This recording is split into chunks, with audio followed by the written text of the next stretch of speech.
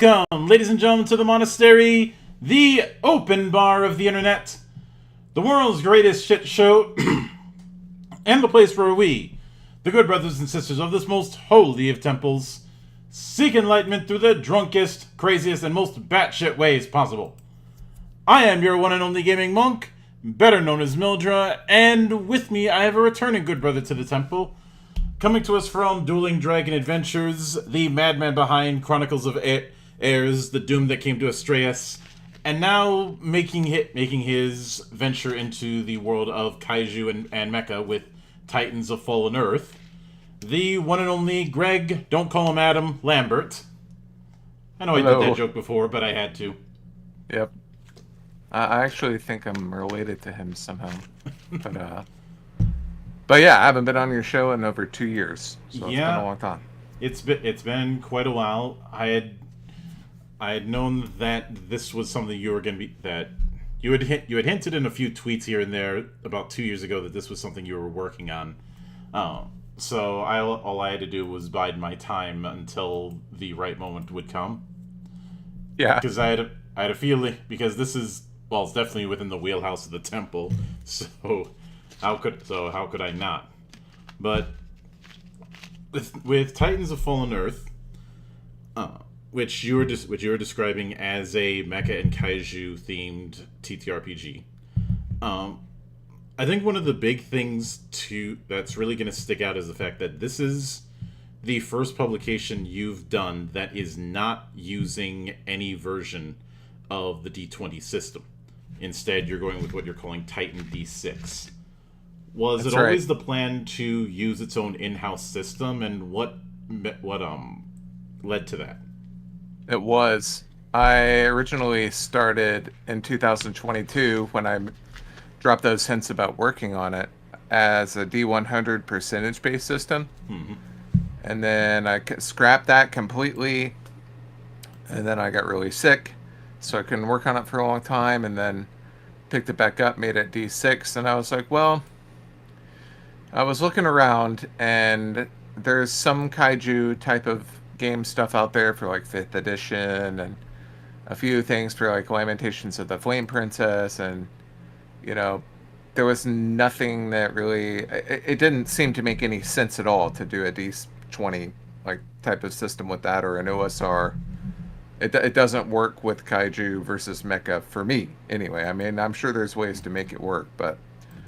And so I was kind of disappointed with all the kaiju games I was downloading. A lot of them were like Powered by the Apocalypse or Fate Zero, and I was like, you know what? WEG Star Wars is dead. WEG 20 is still around in some form, and there's some other WEG Star Wars is dead.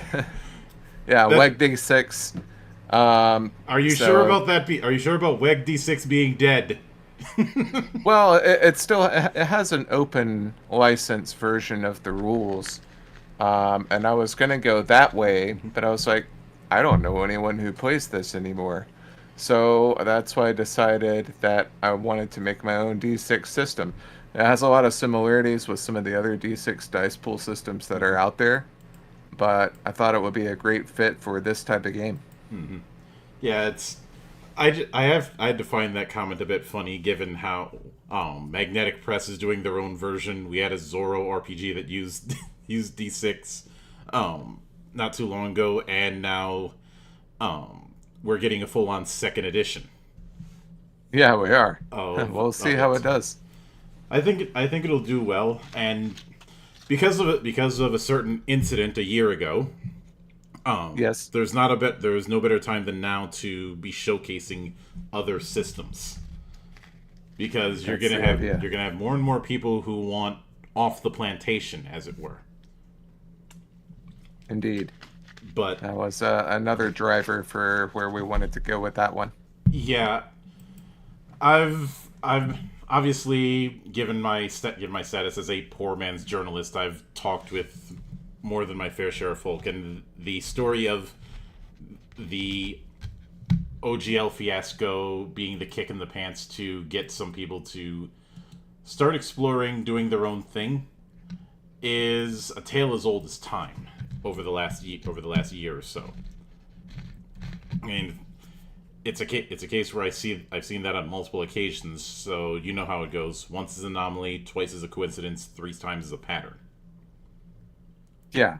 And there's a lot of D6 dice pool systems that people are working on out there for sure. Mm-hmm. And D12 and D8 and 2D20 with Modifius and all. There's all kinds of different things out there.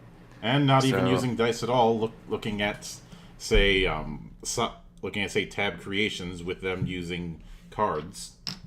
yeah. Well, with this one, a lot of D6 dice pool systems count successes. Mm-hmm.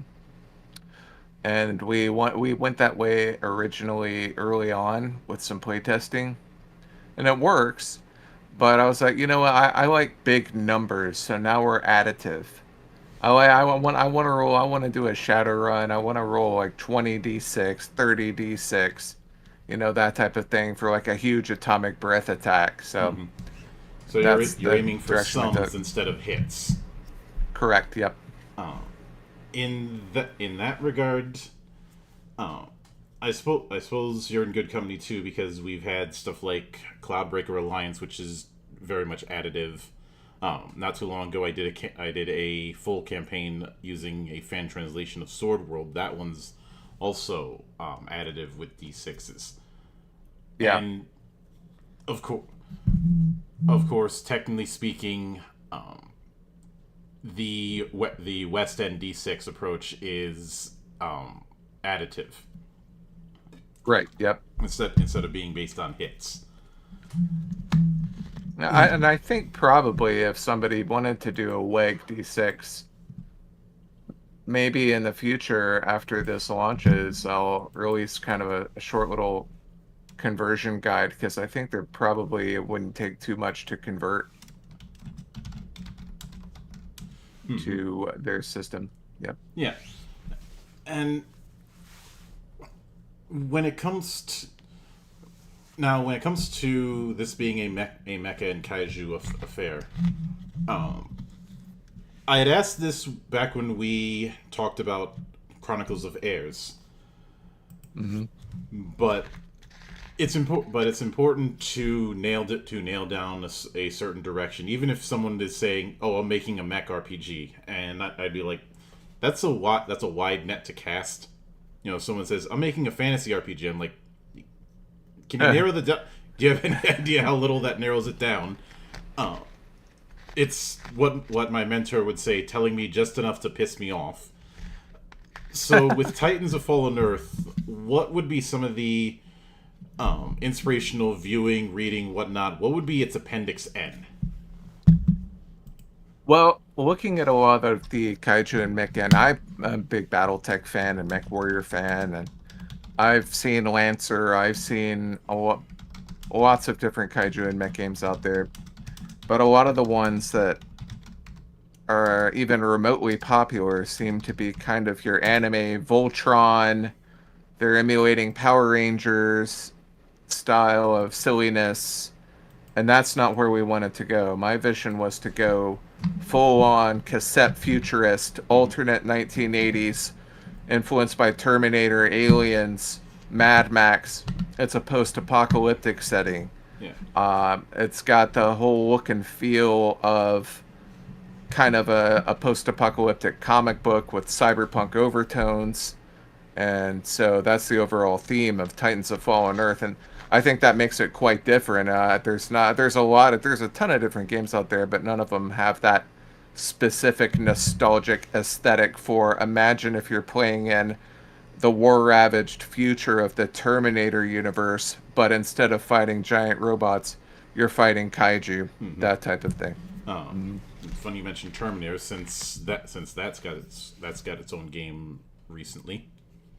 Oh yeah, and the distributor that's going to be handling this game is the same distributor for the Terminator and the Hellboy RPG as well. The thing will always there's a couple things I will always find funny when it came to the original Terminator. One of them is that at one point, Schwarzenegger was not going to be playing the Terminator. He was going to be playing Kyle Reese. Yes. And the Terminator was going to be played by O.J. Simpson. That eventually got nixed by Cameron because, in his words, he didn't think OJ looked like a killer. Right. But there was also the whole thing of him going back and forth about trying to get him off the project, then trying to get him back on it, to the point where he said to his roommate, "Hey, do I owe you any money? Because I'm about to pick a fight with Conan." A lot of people think that Terminator came before Conan because Arnold barely talks in Terminator. Like, you say, oh, he doesn't speak English very well. No, he was actually in Conan several years before Terminator. Well, that was his third film. And yeah, his first film was Hercules in New York, where he was dubbed over. Completely dubbed over. his second film, well, he was a barbarian. And a lot of that was Milas working around the fact that I'm pretty sure even Arnie would tell you this. His English needed a lot of work at that point. He's never been a good speaking actor. No. But he was around that time trying to avoid getting typecast, especially typecast in villain roles. And he had to get talked into playing the Terminator. Like, yeah, you're going to be the villain, but you're going to be a awe-inspiring villain. Apparently it took several takes just to get the "I'll be back" part, because that inflection was really hard for him. But the other thing, which is a case of hilarious miscommunication, was the Terminator skeleton. It was supposed to be made of essentially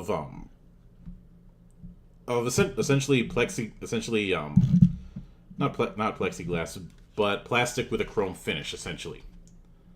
Yeah. But because of a miscommunication, somewhere along the grapevine, it got made out of cast iron. Interesting. And to make it worse, they were guerrilla filming at night, meaning no permits. You're trying to guerrilla film so you don't get caught by the cops, and you got a prop that takes 3 people to move.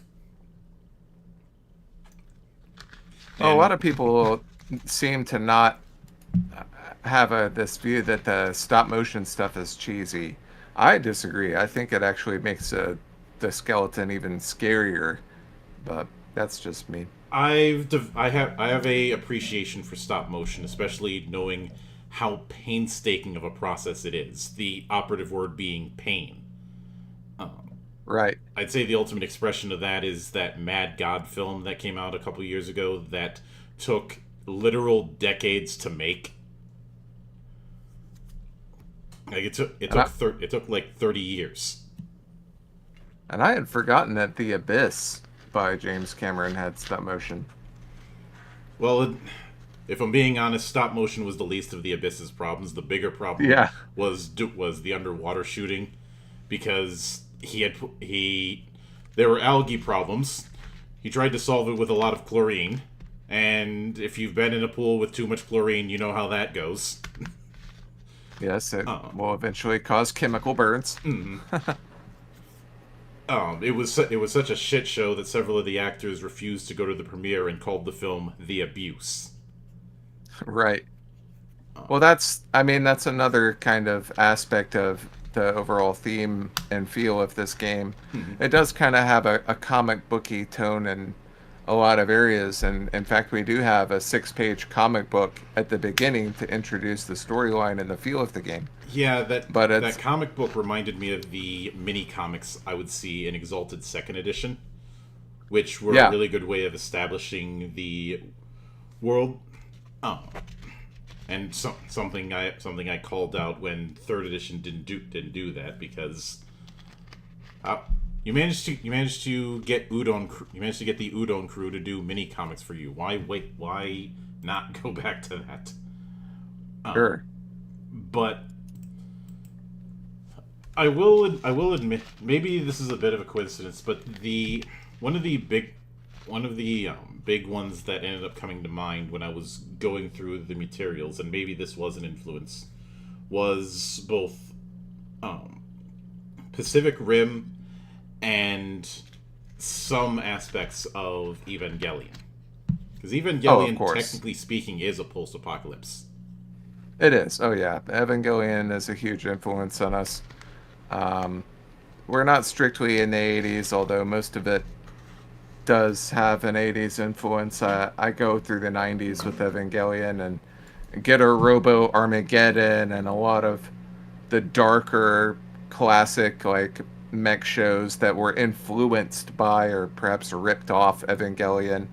I really enjoy those, um, with a lot of the bizarre plot points and kaiju that don't look like silly things from like Ultraman, stuff like that. Um, a, a lot of For the longest time, I had thought Evangelion was trying to deconstruct mecha, when in reality, it has more DNA with Ultraman than it does with a lot of mecha, especially the whole 3 minute rule that there is with mecha with the Avas if they're not plugged in. That's not far removed from the color timer rule that you see in the Ultra series. Yeah. Eventually it got to the point where it was starting to deconstruct the fandom in general. Like there's like whole sequences where it's blatantly pissing, like making fun of fans and trying to piss them off. Mm-hmm. Now, with continuing on within that, with a lot of games over the decades, there is some sort of resource that can be used as a kind of extra effort approach. Um, in say World of Darkness, it's willpower. In Shadowrun, it's edge. In Eclipse Phase, it's moxie. With Titans of Fallen Earth, do you have anything akin to that? Yes, so our attribute system is where the dice pool aspect comes from. So we essentially have three attributes: resolve, intuition, and finesse. And they're kind of stand ins for strength, agility, intelligence, if you want to think of it that way, although Mm-hmm. they're more involved than that. So the points that you have in that are similar to other dice pool systems. You can spend those points to add additional dice to a roll in order to improve your chance of success. And each of the attributes, those core attributes, have three different things they can do.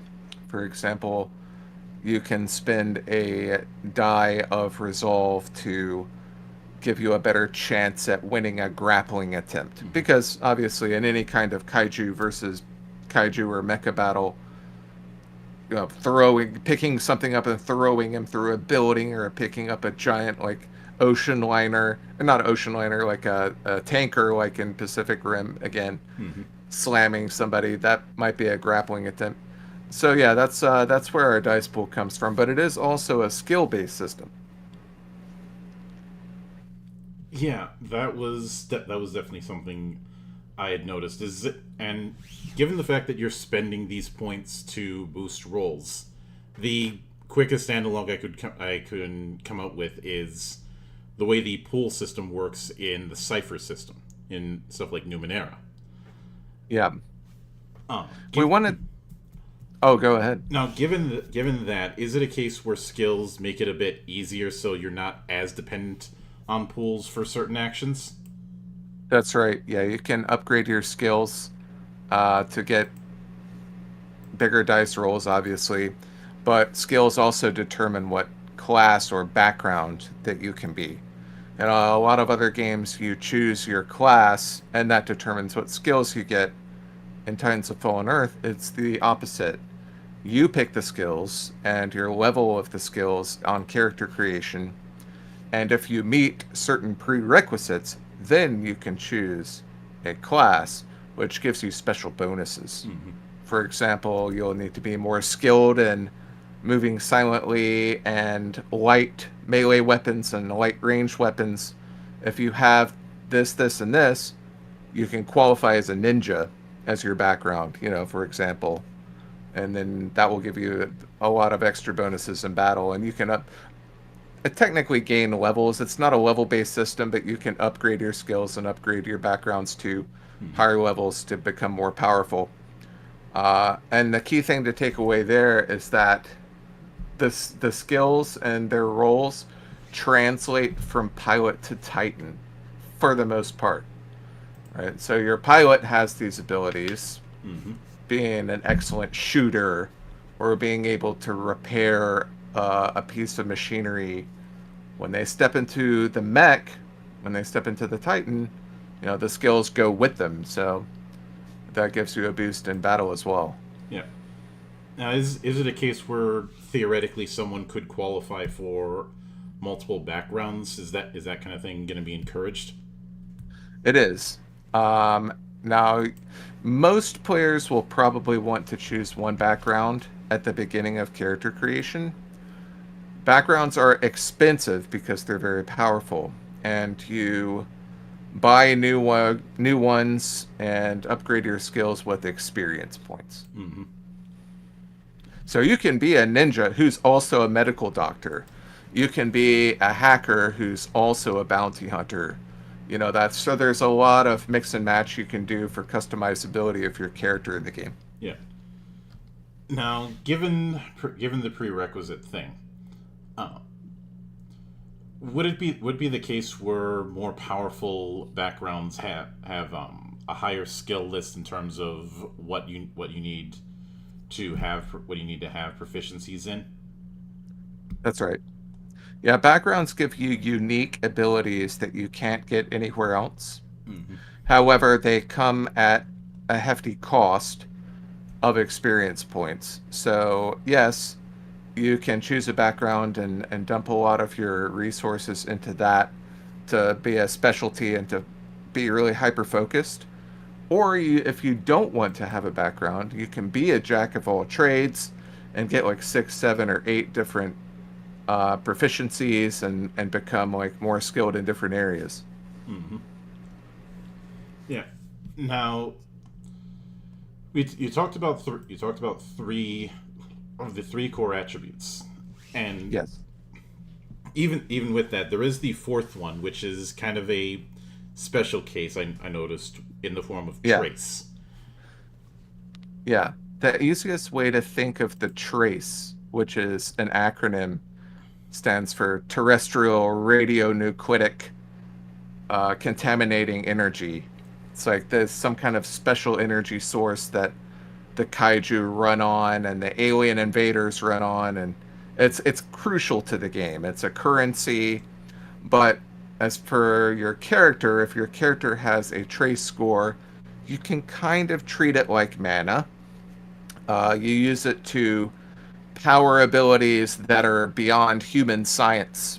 Like kaiju powers like atomic breath use the trace. Mm-hmm. And kaiju in particular have much higher trace scores than other types of titans. Mm-hmm. But that's because they can't wield machine guns and things like that. Yeah. So they get all of their power from that energy source. Mm-hmm. And even within that, there is. I noticed that you did have it where there are some people who can utilize trace in some form without becoming fully monstrous. That's right. Yeah, you can. Those being the kaijins. That's right. The kaijin are the way that you can play as a quote unquote good guy kaiju. So this is the Attack on Titan kaiju number 8 Ultraman type of fantasy where you can transform into a giant monster. And these people, being kind of mutants in a way, they're not necessarily human anymore. They have a little bit of the trace inside of them, and that gives them the ability that they have. Mm-hmm. I suppose on some level I could also bring up since you brought up a different Go Nagai associated work, I could also bring up Devilman. Oh, of course, definitely Devilman. The Guyver. Yeah, I was The about Guyver to for mention. sure. You can have a war game type of scenario where some players play as kaiju and other players try to defeat them. Mm-hmm. But if you want to be a heroic type of kaiju, the kaijin, which is a mysterious person, is the way to go. Mm-hmm. The other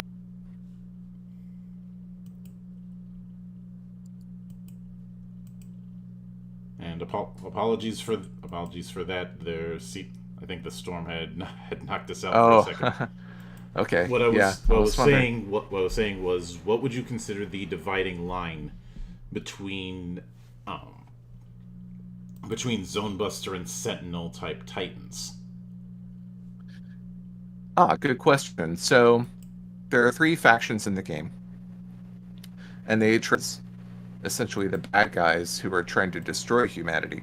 Mm-hmm. So each one of those factions has two classes of Titan, and one is a kind of smaller Titan, and one is a gigantic Pacific Rim 80-meter tall Titan. And the reason for this is, well, why don't I just always play the giant Pacific Rim Titan? Why would I ever play the small one? Well, because it's designed to encourage having a table of only maybe 2 or 3 players, or even one player, if you want to play the giant-sized, ultra-powerful, ultra-loaded down Sentinel, which is almost like your Pacific Rim type of robot.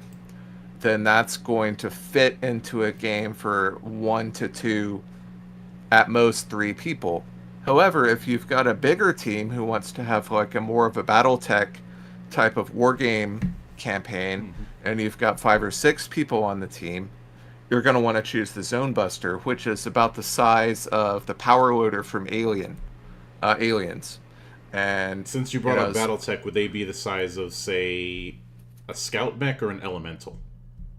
There's a lot of influences there for the Zone Busters. They're kind of, I would say maybe Armor Trooper Votoms would be a good comparison for the size and scale of those. Mm-hmm. So maybe 2 or 3 times higher than a regular person. I'd say maybe like 12 meters tall. Yeah, given that size, I'd say the Titans in Titanfall would probably be another good analog. Yeah, definitely. Or there's a ton of things you can choose from. The mech, the one time you see the mech in District 9, that's a good example of one. But yeah, so the point behind them is not only are they smaller, you can have more players at the table, but they're designed for teamwork, because you can kit one out to have like tow cables and like hydraulic pincers, so that you can have him try to grapple the Titan down, while another team member with a flamethrower can run in and like flame them. So there's a lot of customizability that you can do to try and like kit out a well-rounded party if you choose the smaller Titans. Mm-hmm. And would it be with that dividing line? Would it be possible or advisable to have a mix, like like a Sentinel along with support Zone Busters? Sure.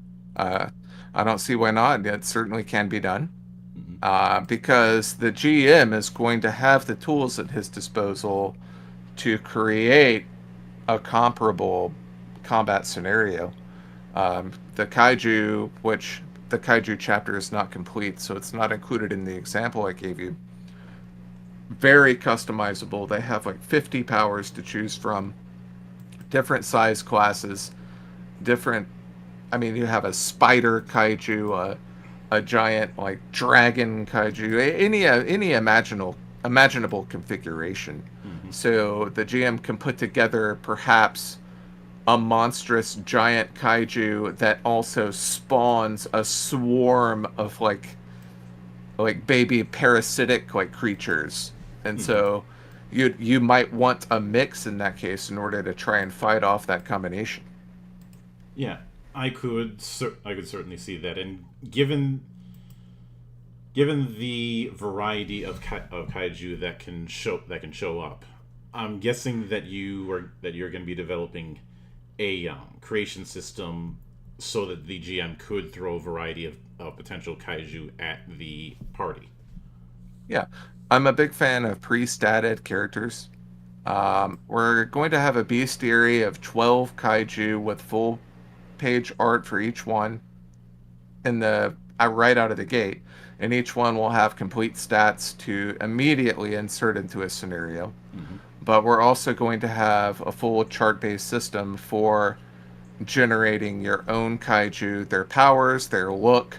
Let's say you choose reptilian kaiju. Here are the different features, powers that you can choose. So, yeah, the GM will have full tools at their disposal to make almost anything. Yeah. Don't get me wrong. I like having a bestiary proper, but I've always argued that there's room to have both a bestiary and custom creation, because Oh, of a monster course. manual is only going to get you so far. Yeah, I mean, even if I had 100 kaiju, which would be impossible, because you know us. I mean, just looking at, we were a big fan of full page art and like full color stuff. We'd never be able to afford it. Mm-hmm. But still, you want to have the ability to customize. Yeah. Now, given that, since you have location based health and defense with Titans, is it going to be a case where like in some games where you have random hit locations, or do you have a different approach that you're taking when it comes to this sort of HP setup? Yeah, so we have three rule system, not it's not a complete system, but three rules that you can choose from in this case. The default being that each Titan has hit locations, right? Left arm, right arm, left leg, right leg, that type of thing, Mm-hmm. with its own hit points. That's the default. That offers the most strategy. That's your kind of standard Battletech level of combat wargaming experience. But some people might think that that's slow. Our second rule set is a little bit easier. Instead of doing a cold shot for a limb or a zone, Mm-hmm. roll a d6, and whatever you roll based on the chart will hit one of the six zones. That's a little bit faster. But if you wanted to go very simple with it and have a very quick but much less strategic gameplay experience, you can consolidate everything into one number. So the Titan has one HP value, one defense value, one load capacity value, and you just go with that. And you attack, you reduce its HP to 0, and you move on. Mm-hmm. Now that's a lot quicker and more explosive, but gives you far fewer options on the battlefield. Yeah. Now I did see that within the example you had sent me, there's several pre-gen setups for configurations. Right? Um, Yep. if some is it going to be a case where one picks an archetype and then customizes around that, or are there going to be options for full customization if someone wants it in a more advanced kind of play? Sure. So if you look at basically one of the sections for a class of Titan, let's say the Sentinels, it has a default chassis, and that basically tells you how much base HP, defense, and all that, and movement that it starts out with. Then you look at the charts based on what you can make during character creation. You can load out your Titan any way that you can afford. You know, you can make him an all rocket pod Titan. You can do what I was mentioning earlier and give him tow cables and hydraulic pincers. So the charts give about 18 to 20 weapons plus an additional 25 to 30 Mm-hmm. potential upgrades to engine, chassis, that type of thing. But the pre-statted characters give you examples of what's possible in the game, and you can actually take those characters, those Titans, and plug them right into the character sheet and be good to go out of the book. Mm-hmm. So if you want to have Ava 01, which is the blue kind of sentinel that's like featured in the artwork, you can just plug them into a character sheet and you've got that archetype ready to go. Or you can customize it any way that you want. Yeah. As far as appearance is concerned, you know, I have some footnotes in here. There is going to be a chapter on more about that, but it's basically like, well, The Titans are generally humanoid. Here's what they generally look like. Go for it. Make it whatever you want. If you want to make it pink, you can. Just try to make it fit within the faction if you can. Mm-hmm. And with truth be told, with that in mind, while I do have my own ideas, the next question I'd want to ask is in regard to the laying out of combat. Is this something that you are going to be setting up in a grid combat approach? Is it going to be theater of the mind? Is it going to be hexes? What approach are you taking? We play tested Theater of the Mind on Discord, and it went okay. I don't see a problem using that. But given that it has some war game aspects to it, it's really designed around a grid.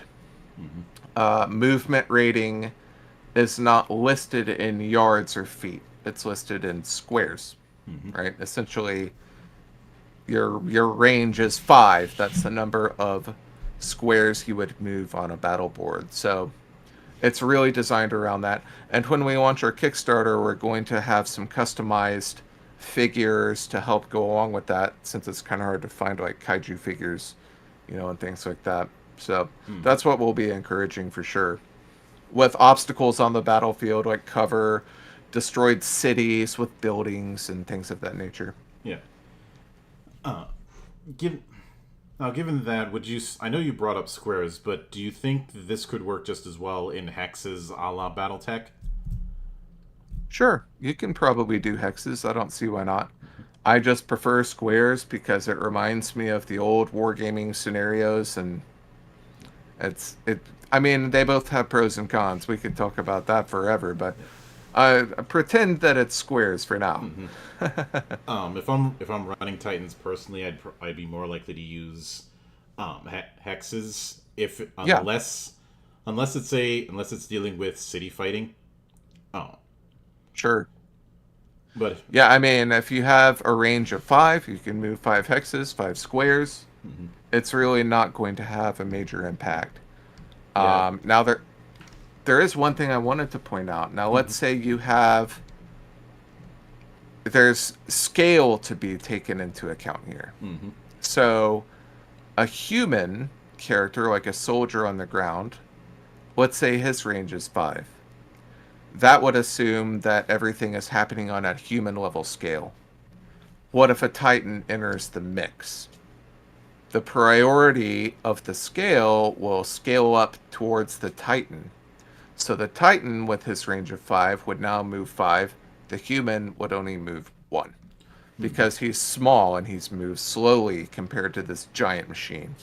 So there's some rules for scale that are involved in the combat as well. Yeah. And given that, are you applying like a rule of 10 when it comes to converting scale? As far as damage goes. No, actually, because most on the ground rifles and things like that, like soldiers would wield, will never ever be able to damage a Titan. Like, unless you get very lucky and have a high skill level and shoot him in the eye or something like that. Because of the defense rating. So you have to overcome defense rating in order to deal core damage, which is similar to, mega damage and things like structural damage from other systems like Palladium. But, if any default Titan's defense rating is 10, and that's without any upgrades, that's just the default, and a soldier can roll 2d6, he has a slight chance of dealing some damage to the armor, but most of the time he's not going to be able to do anything. Now, there's also cases where you can have guys on the ground with like tow missiles, rocket launchers, maybe even tac nukes like Starship Troopers. Nuke them. See a bug hole, nuke it. That type of thing. In that case, yes. The damage there would be the same as if it were launched from a Titan. Titans can have tac nukes. Humans can have tac nukes. But humans die very easily because they only have a few hit points, and Titans have like 60. Mhm. So it's definitely a balancing act there. Yeah. Oh. When you talked about that, what instantly came to mind is some of the firefights in like Titanfall 1 and 2, where where every character had a anti-personnel weapon and an anti-Titan weapon. The latter technically being heavier affairs. Yeah. Yeah, the baseline comparison for a kaiju in this game would be Godzilla. Mm-hmm. Has there ever been an instance where tanks, planes, bombs, and guys on the ground have killed Godzilla? Well, we're not going to count the 1998 crappy version. No one But counts that, especially not Toho, given the fact that they took pot shots at least 3 times in the years Yeah. since. They held a grudge, and Yeah. I applaud that level of petty. So the answer is no, although mathematically it might be possible. There are certain other scenarios that can occur that would make it not possible. For example, there's a type of evolutionary mutation that kaiju can get that makes them invulnerable to anything that's not Titan sized. Mm-hmm. That would be your Godzilla type of thing. Now, not all kaiju are going to have that. Part of the fun of the combat is trying to figure out a kaiju's weak point. This is damage weak, what it's strong against, what it's weak against, Mm-hmm. and attacking that and exploiting that. I think the only thing that came close to being able to, as far as human weapons being able to deal that level of damage, was Super X, and even that was short lived. Yeah. There, of course, there's also Kiryu, which actually could hold its own, and probably would have lasted longer if it weren't for a couple of damn fairies. No, I will never let that go. That was a stupid argument that was made in Tokyo SOS. Yes. You need to you use Godzilla's bones for this. You need to return them to the ocean. It's like we finally have something that can hold its own against kaiju, and you want us to get rid of it. And that is something I have made fun of Mothra's fairies for the longest time, because, well, as much as I enjoy Mothra and a lot of the other monsters in that universe, except Anguillus, who tends to get his ass kicked all the time, that whole Mothra doesn't exactly have the best track record. No. In this game, it technically it would be possible for you to make a kaijin hero who transformed into Mothra, but why would you want to? If I'm doing a transforming kaijin hero, I'm not drawing notes from Mothra. Yeah. Because for the same reason I wouldn't be drawing notes from Anguillus, because the one time Anguillus actually held his own in a fight was Godzilla Raids Again, which is not exactly high marks. Right. I'm not saying Raids Again is the worst, but it was a rush job because it came out less than a year after the original Gojira. It's not the worst. There's worse. The ones that use a lot of the recycled footage. I forget some of the names. But they're pretty bad. Yeah, and they're. I could probably do an entire stream just grading the different films. Although if I do that, I would put in a rule that all scores are relative to their era, because it wouldn't be fair to compare like a Heisei era movie to a Showa era movie. Oh. No, and we're heavily influenced by the Heisei era, Mm-hmm. And some Millennium as well. Yeah, I enjoy some bits of Millennium, but it felt like it couldn't commit. The Heisei Gamera is really where we're at. Those are some of my favorite. Yeah, I could certainly see that. The one from I believe it was the Heisei era that I think a lot of people overlooked and is probably one of the more interesting entries of that time is Biollante. I enjoy it. Uh, Yeah, it's good. although what's funny is that both it and the Return of Godzilla, I can draw a parallel with Steve Martin.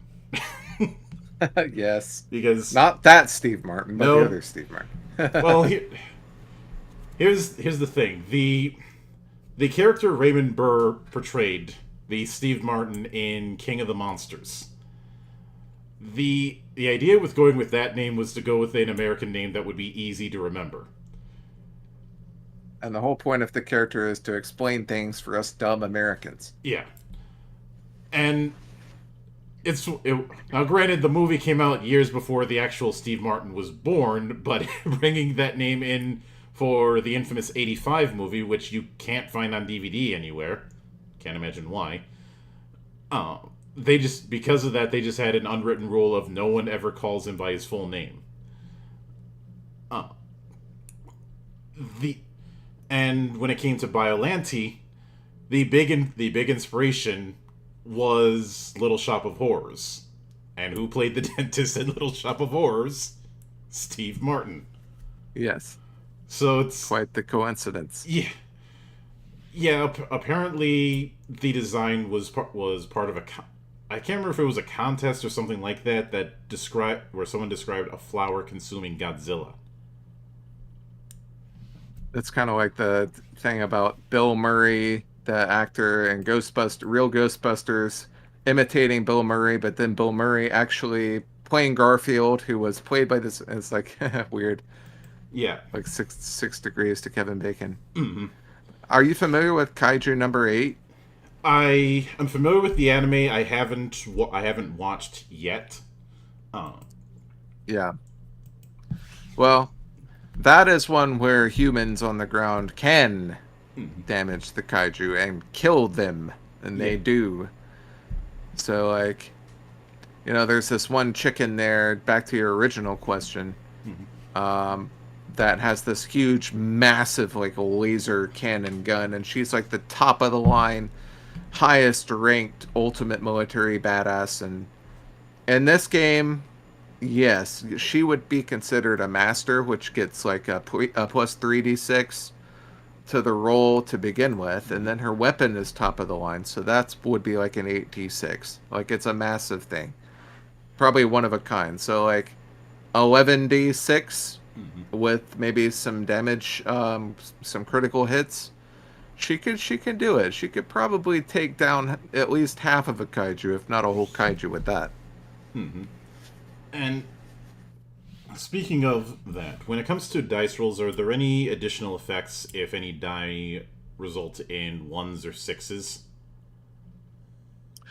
Not once, because the effect of that is just failure. Like, I feel like adding anything else to that would suck for the player. Although there are circumstances where your Titan might self-destruct if it reaches if the engine is damaged, things like that can definitely happen. But for sixes, yes, a critical strike is a natural 6, and based on the damage type, critical strikes have special effects. For example, for ballistic damage, which are your standard bullets shot from a gun, they get exploding dice on critical hits.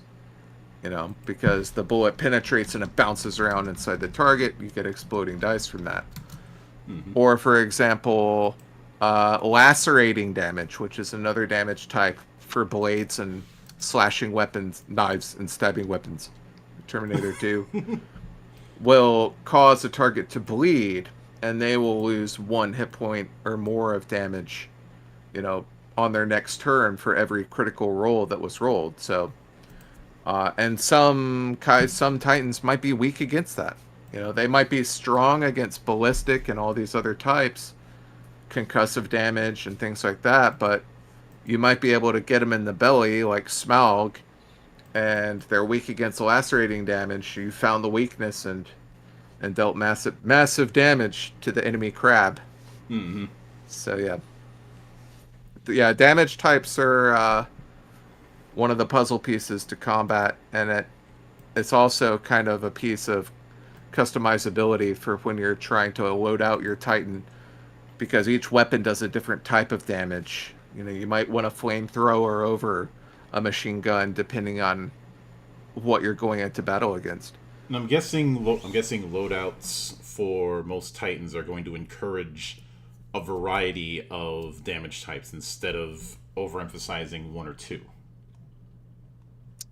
Well, it depends. I mean, you can always take the risk and make your Titan have like tons of Vulcan cannons and deal like just like quad Vulcan trimmers 2 type of stuff, like where you're just blowing away things. I was gonna say the Troa Yeah. Barton School of Combat. Yes.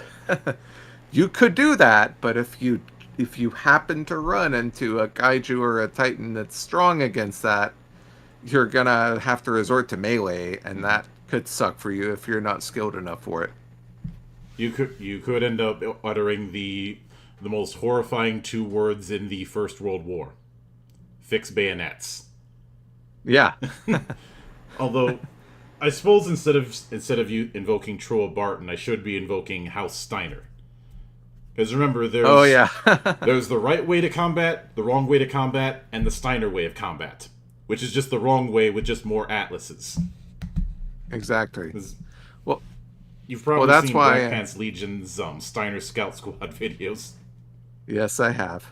I like the Space Marines as well in Warhammer 40k, known for bolters and heavy bolters, but just as known for melee. In this game, all Titans can do melee. Some are better than others. And in fact, we encourage it with a special condition called momentum, which, if you can imagine Godzilla versus Kong clocking Godzilla in the jaw with a huge fist punch, that would give him, he has momentum after that, so that would give him a condition where he can go in for another melee attack.